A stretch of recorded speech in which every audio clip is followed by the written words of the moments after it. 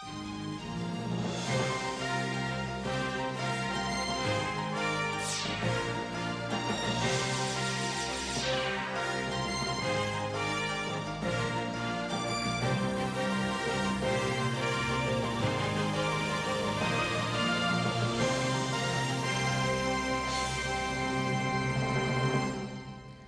evening and welcome to Public Eye. 16 is a symbolic age, the year celebrated in endless songs from Chuck Berry to Neil Sedaka, when girls become women and boys become men. When you cross that threshold, the law says that you can have sex, unless you belong to that 5% of the population that is gay. If you're 16, male and homosexual, you can face 2 years behind bars, because the age of consent for that category is still 21. To the gay community, this discrepancy remains clear legal proof of continuing discrimination. On the face of it, the Conservative backbenches may seem an unlikely place to find sympathy, but familiar faces like Edwina Currie are now raising their voices in support. She believes that our law is out of date and should be brought into line with that of the majority of our EC partners who have the same age of consent for heterosexuals and gay men. Mrs. Currie had that view put to the test when Public Eye took her to Amsterdam to see how liberalisation worked out in practice. And even the Prime Minister himself is believed to be supportive of change following his meeting last autumn with actor and gay rights campaigner Sir Ian McKellen. John Nicholson now investigates a question of consent. To be homosexual is a thing which I've never actually sought, I've never sort of wanted. I mean, it's just so plain to my conscience and my heart, it's wrong. Yeah. So that's why I seek to be free from it. Joseph's gay and can't come to terms with it. He's come to get therapy from a man who claims that homosexuals can be cured. Because of the deficit within one's life, of the masculinity, it has a tendency to turn us very negative, very, very negative. It's only when we discover various truths through counselling that negativeness changes to positiveness, and it helps us to put our shoulders back and realise, yes, we are a complete man, created by God. Such views helped shape Britain's sex laws, homosexuality condemned as morally and socially wrong.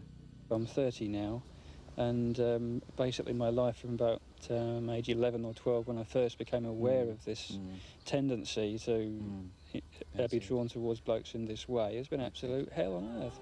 Everybody's free to feel good.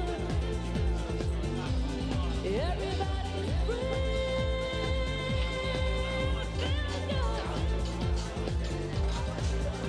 good. 8 o'clock on a hot Saturday evening at the Village Bar in Soho, London. Few people here appear tortured by their homosexuality.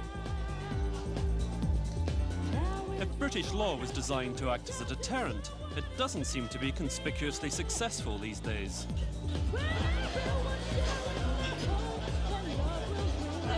The truth is that the gay scene's thriving as never before, not just here, but in other big cities throughout the UK. Clubs and bars like this one are full of young gay men who are open about their sexuality and happily enjoying a night out in the town with friends. But for those men aged between 18 and 21, there's a catch. Unlike heterosexuals the same age, while they might be old enough to come in here and buy a drink, if they're enjoying any kind of sexual relationship with their partner, they're breaking the law. Colin and Terry are boyfriends and they're sleeping together, breaking the law because Terry is 19. If the police decided to act, Terry could be imprisoned for 2 years, Colin for 5. I'm petrified because of the law, because the way that they can enforce it, which should be completely disastrous for me and for himself, because he's got to go about the rest of his life knowing that he has put me to jail for something that he already does anyway, and will most likely carry on for the rest of his life. If anything happened and things started, like if I was sent to jail, for example, then it would definitely break up my family. And that's always on my mind, in part. I try not to worry about it, but I think that when you're faced with that sort of danger, you have to worry about it. As a minor, the law considers Terry too emotionally immature to know what he's doing, and in need of protection from older gay men like Colin. He is gay. I am gay. I didn't lead him astray because he was gay before he met me. He just needed someone to be with. But in the eyes of the law, you're a minor, so it could be argued that he's being exploitative. Well, I know my mind. I just think it's ridiculous that this law can say such a thing. Michael Cashman, the actor and gay activist, agrees. The very basis of the age of consent laws, the notion that homosexuality is something that people require protection from, he considers to be both outdated and offensive. To suggest that you have to protect people from homosexuality is to suggest that there is something evil about homosexuality. There is absolutely nothing evil about sexuality. If somebody wishes to go through it as a phase, and I don't think you do go through it as a phase, then it is a perfectly valid phase. You cannot be perverted from your sexuality. Nothing's converted me to heterosexuality in my 41 years, and I think 10% of the population have got a cat in hell's chance of trying to convert 90% of the population. It's utter and complete bunkum. No one would argue that a huge number of arrests are made each year for underage sex. Any change in the age of consent would be a matter of symbolic importance for gay men. But last year, over 1,000 arrests were made for other forms of sex crime. A gay man can be arrested for importuning. That is asking another man to go to bed with him, even if it's clear that the other man wants to. And gross indecency, actually getting caught having sex or making love in a place defined as public, can lead to a prison sentence. Gay men argue that they're discriminated against by laws specifically targeted against homosexuals. Some complain not just of legally enshrined discrimination, but of the lengths to which the police will go in order to bring prosecutions. Gordon's known he was gay since the age of 11. Now 34, he's still not open about it. He doesn't think of Yorkshire as gay user-friendly. He's not in a relationship, and when he wants sex, he goes to a cottage, a public lavatory used by some men either to have sex or, in Gordon's case, to pick men up to go and have sex elsewhere. But one day things went badly wrong. I was arrested for importuning. What does that mean? It's actually trying to pick a man up. The only unfortunate thing is it just happened to be a policeman that I tried picking up at the time. A plainclothes policeman, very, very good looking. The other officer that was involved as well was very, very good looking. I mean, there were people that you would normally associate with getting picked up by other men. So they look gay? They look very gay, right down to the dress, everything. It was very typical of what you would expect. Very, very tight-fitting jeans. You know, probably a couple of buttons on the fly left undone, that type of thing. So what did you do and what did they do?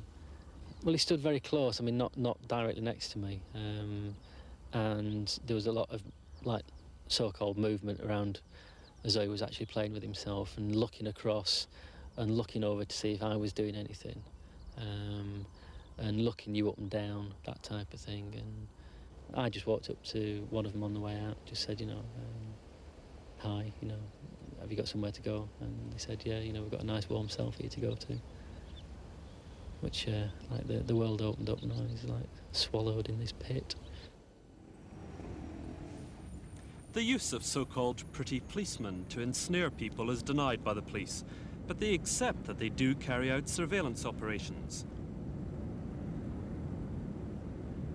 This lavatory at Bloxwich in the West Midlands, for instance, has been watched since Christmas, much to one local solicitor's disgust. They have officers inside the building, hiding in an incredible range of places. Broom cupboards is one. What most people don't know is that in almost every public lavatory there is a place where the public servant who keeps the place clean and tidy keeps their brooms and other things, and they have holes drilled in doors, for example, for the sole purpose of enabling policemen to keep observation.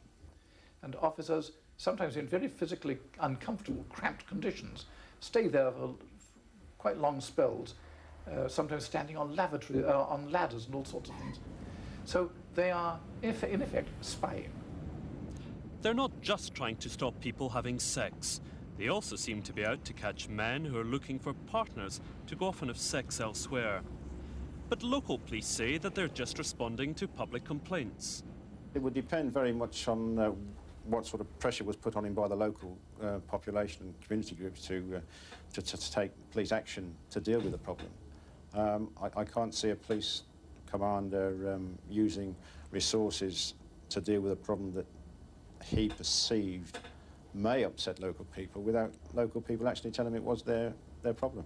I wouldn't begin to justify homosexual men contacting or trying to contact people who didn't want to know.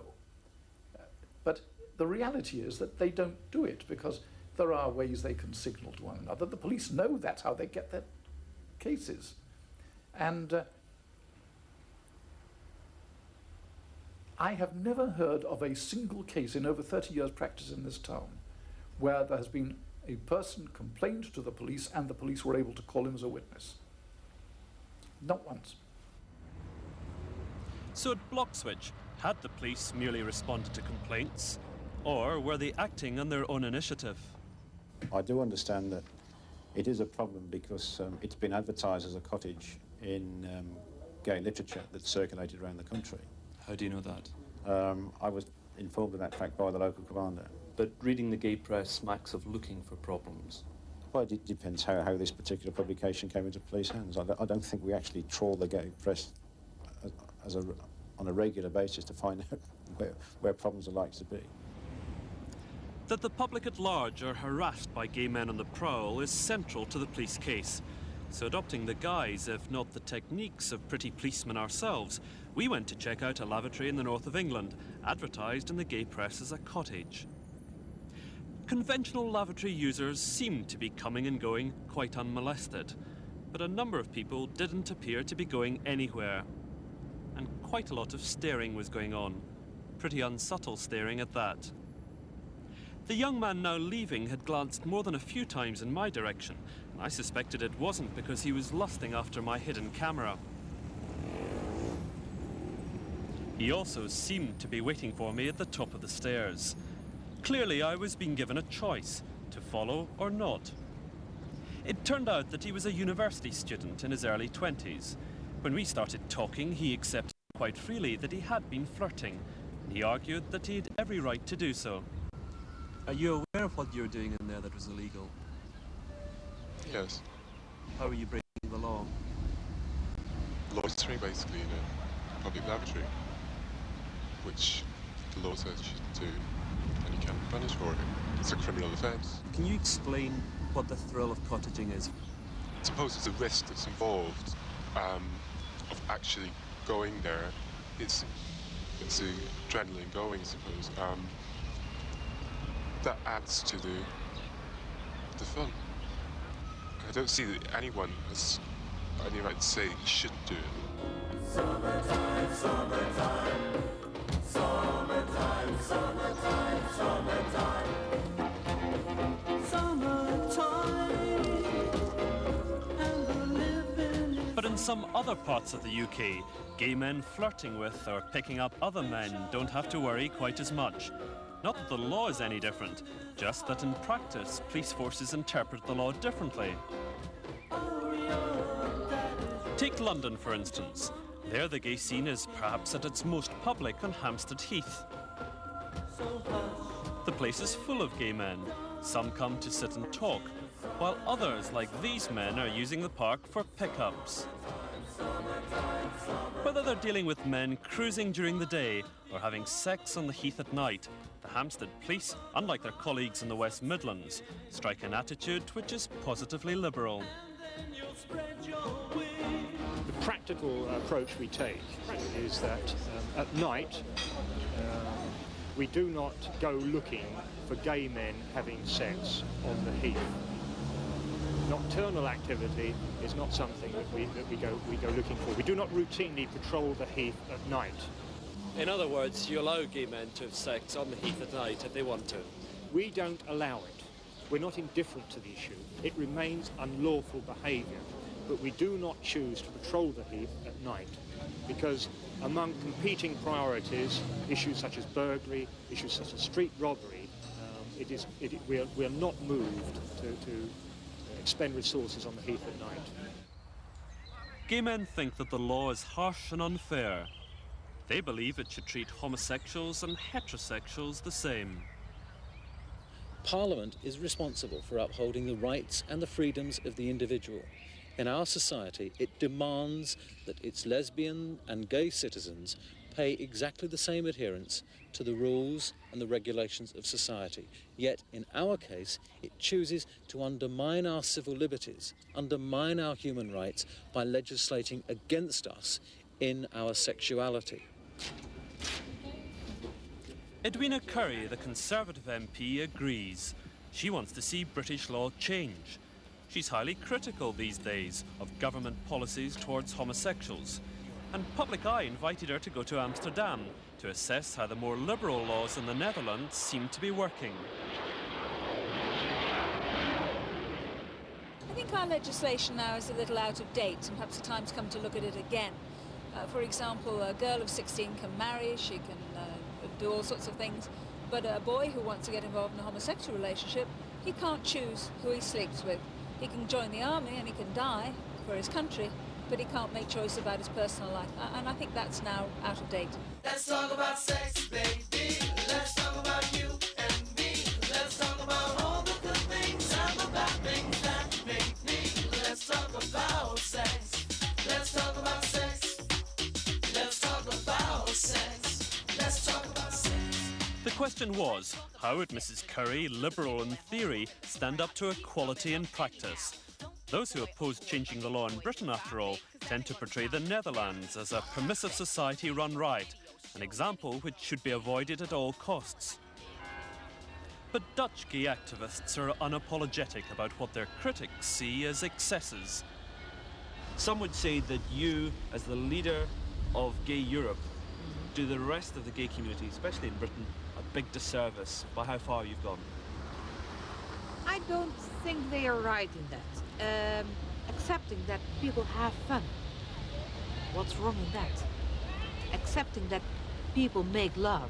What's wrong in that? That's why I live for it, to have a good life, to let people free, to let people live their own lives. What do you think about Amsterdam, what you've seen of it so far? We've been wandering around. It's a city that many people in Britain, especially people in your own party, would think has gone way overboard. I don't see that Holland as a country, the Netherlands as a country, is disintegrated because homosexuality has been legal here for nearly 200 years. They seem to me an eminently respectable nation, and one to whom other nations turn with respect. Mark and Martin share a flat in Amsterdam. They'd be breaking the law in the UK because Mark is 20. But there's a tradition of tolerance in the Netherlands. The age of consent has been the same for homosexuals and heterosexuals for more than 20 years. So young gay couples can live together with society's blessing. How do the family react? How do your parents react to you living with Martin? They love Martin. So when we met, when my parents met him, they accepted him as my boyfriend. Just like my sister came home with a boyfriend. Exactly the same. They're very glad I've got a boyfriend. And were you able to go to teachers at high school and say to them? I went to a teacher who was also homosexual, and we've talked many hours about it, and it was quite relief. How did you know he was homosexual? Because he's open for it. So as a young homosexual at school, you were able to go to a teacher who was also homosexual and ask for advice? Yes. In the way that a heterosexual boy could do? Yeah. Can you imagine what it would be like for your position to be illegal, for you not to be able to have any sexual experience with another man at all until you're 21 without breaking the law? What effect do you think that would have on you? I can't imagine it. Because it's only love we've got.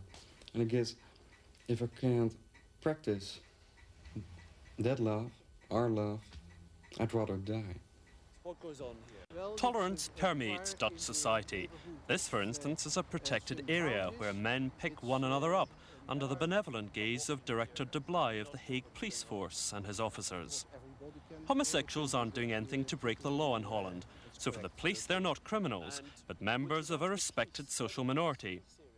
The police guard against gay bashers, but keep a discreet distance to avoid disturbing any recently acquainted young lovers. Policemen here use gay papers to place recruitment ads.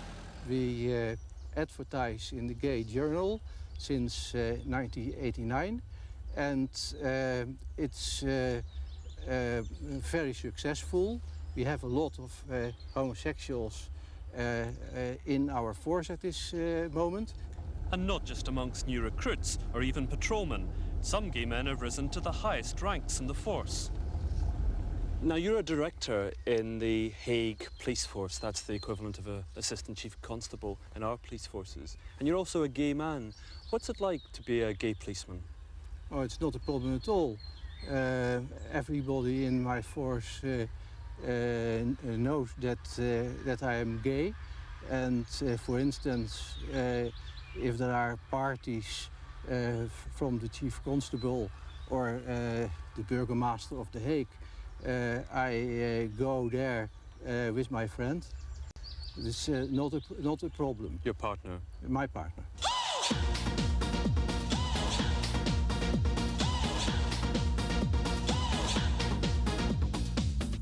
Meanwhile, Edwina had gone for a boogie in what she claimed was her first gay disco. At Exit, one of Amsterdam's top clubs, there's drinking, raving, all the usual things you'd expect. Except here they also have an upstairs darkroom where men can go and have sex. It's offering your clients something, because there is a certain amount of people who can't have sex at their homes. Here you can warn people, you can tell people about condoms, about safe sex and all those things. Sign saying keep it safe on the stairs. I mean, are you happy about that? Are you happy it's inside, it's being kept relatively safe and it's in a nice atmosphere? Oh, you face me with things I've never been faced with before. I would much rather people be safe than dead. Edwina, from your point of view, what's wrong with the darkroom? What do you object to? Well, I think people should have sex in private. I don't think that's something that people should be doing with the least opportunity of someone interfering with them or interrupting them or seeing what they're up to. Yeah, a lot of people find that very exciting, so I agree with you. I would never do it in a place like that, but that's my personal opinion on sex. But I don't deny other people the right to do that if they want to. People upstairs want to be interfered with. That's the whole point of the room, isn't it? Well, I don't think I want to see it in Derby. Maybe not. But while finding some things to blanch at in the Netherlands, Mrs. Currie still believed it had much to teach Britain. You're going back home to fight for change in the law in Parliament. What are you going to be calling for? Well, the Dutch changed the law on consent 21 years ago. I'm quite happy to be about 20 years behind Holland.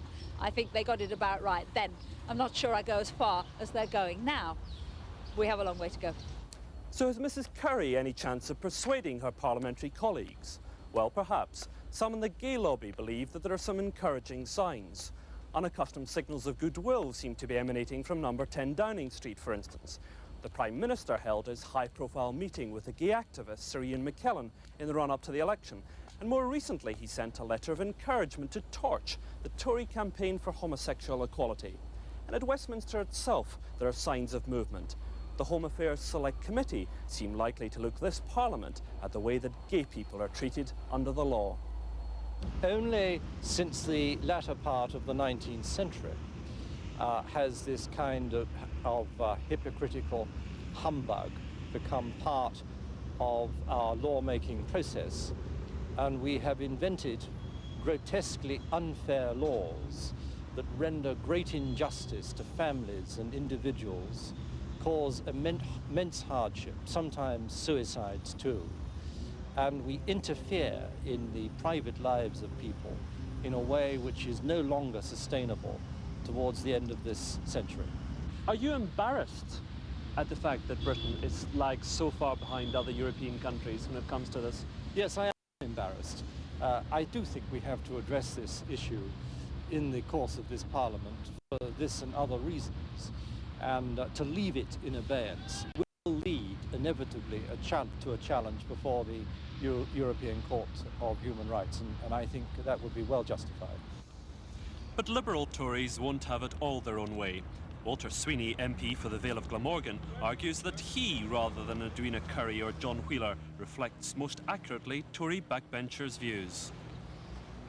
Certainly so far as homosexuality is concerned, we're dealing with a form of deviance, something which is a bad thing in society, which does encourage the spread of disease and which does cause the risk of physical injury to the men concerned. Don't you think in your heart of hearts that there's really something rather distasteful about parliamentarians interfering in matters of private morality in this way? No, I don't think so. There are lots of areas in which morality overlaps with the criminal law, and I think that Parliament must take responsibility to legislate where it feels that's necessary in order to protect society. You're going to face big problems though, aren't you? Because your views are much more liberal than those of some people in the Conservative backbenches. Well, it is ever thus that in all parties you get people with differing views. The question really is this: do you catch the tide for change? I believe that tide is now with us. Ultimately, of course, politicians are influenced by public opinion, and they're reluctant to defy it. But on this issue, the electorate's not sending a straightforward message. Asked in a recent British social attitude survey whether homosexuality is often or always wrong, 69% said yes, it is. However, another recent poll, this time for Harris, asking whether homosexuals should be treated equally under the law, found that 71% of the public believed that they should. The message seems to be that people don't approve of homosexuality, but disapprove of discrimination even more. I don't know if society is becoming more favourable towards the rights of gay people. However, the more gay and lesbian people that come out and openly declare themselves, that get involved in the debate, means that the issue of lesbian and gay equality has to be taken on board. If we remain quiet, if we remain invisible, nothing will ever get done. So whether society wishes to take it on board or not is neither here nor there. In a democratic society, we have to make sure that it does take these inequalities on board and sets them right. The days when the homosexual community was invisible have long since gone. Increasingly open and confident, British gay men are making their voices heard. They know that equality Dutch style is still a long way off, but they believe that the sex laws, in particular the current age of consent, are now under threat. The question of justice for gay men, it seems, can no longer be kept off the parliamentary agenda. John Nicholson investigating the vexed question of consent, the issue on which the gay community hopes this Parliament will legislate. Next week, a question of selection in education.